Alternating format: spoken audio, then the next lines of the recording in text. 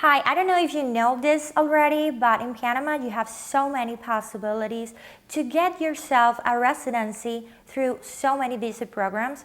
It's all about you and what you're needing, and we're here to help you. Hi, my name is Estela Espino. I'm a senior attorney at Panama Property Attorneys, and we have been Nolly for Punta Pacífica Realty for such a long time.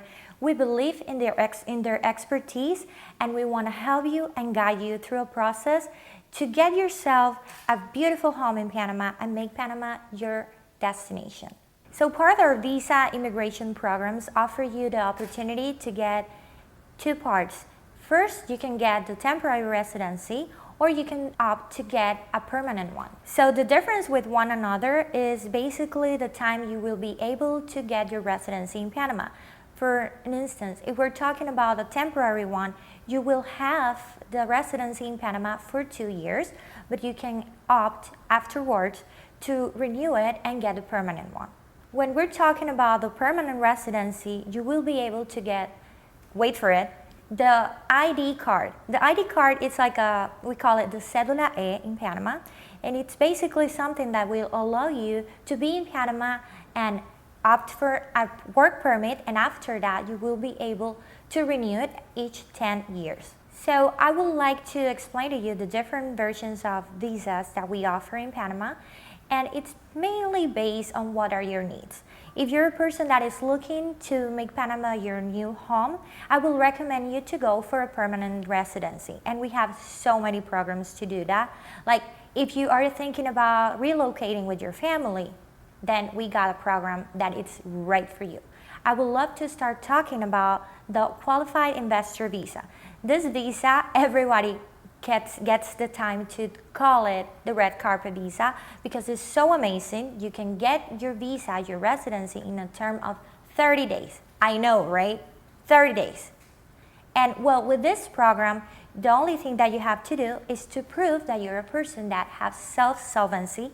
And because if you're people who want to invest in Panama, I will definitely recommend you to go to the real estate part. You have options to do it in different ways, but we always like to recommend what we believe suits you better in terms of getting something great for less. So with the qualified investor visa, you can do the real estate investment, or you can opt to do it through a deposit, a fixed term deposit in a bank. But the difference between one another is that with one you have to invest $300,000 in property, or its equivalent in your currency, and with that you will be able to achieve it through the proper guidance of an attorney.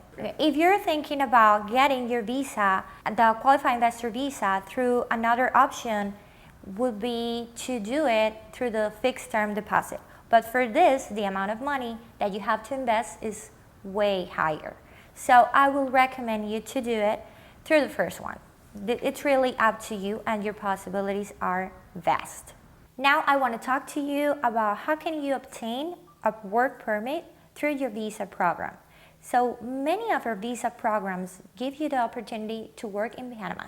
The only thing that you have to do is first get your migratory status, and after that you will be able to apply for your work permit. With this work permit, you can do many things in Panama. Let's talk about one of the visas that don't include a work permit, but give you the possibility to get one. The qualified investor visa, you can do this and you can obtain your work permit in a very short time.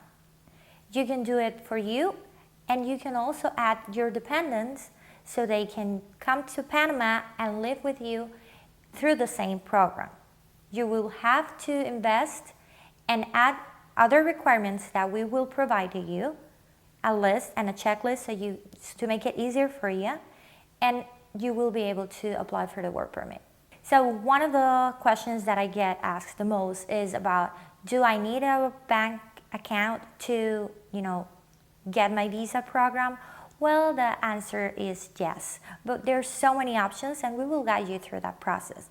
If you're thinking about coming to Panama and you need a bank account, you can do it either by getting a personal bank account or through a corporation, foundation, or a brokerage account. So just keep in mind that they're gonna be different, and it really depends on the bank. because many of the requirements are kind of standard, but they switch from one bank to another. So if you're thinking about getting your personal bank account, it's easier than getting a corporate one, because you have to bring, let's say you bring the 3 past month statements from your old bank.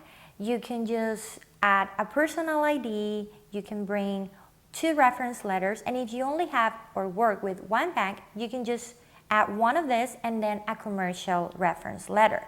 That will be helpful for the bank to understand where you're coming from and to open it easier. If you live abroad and you can prove that the funds come from abroad, you can purchase your real estate property and get your residency through a process called Qualified Investor Visa. If you are thinking about how much do I have to invest in real estate so I can get my Qualified Investor Visa, let me tell you, till next year, October 13, we have a policy that you can apply for $300,000 investment. But after that time frame, you will have to invest a little bit more, and that will be $500,000 in investment. So I recommend you to give us a call and start your process right now. If you really like this video, I'll recommend you to subscribe, hit the like button, and let me know what's the takeaway from this video for you down below.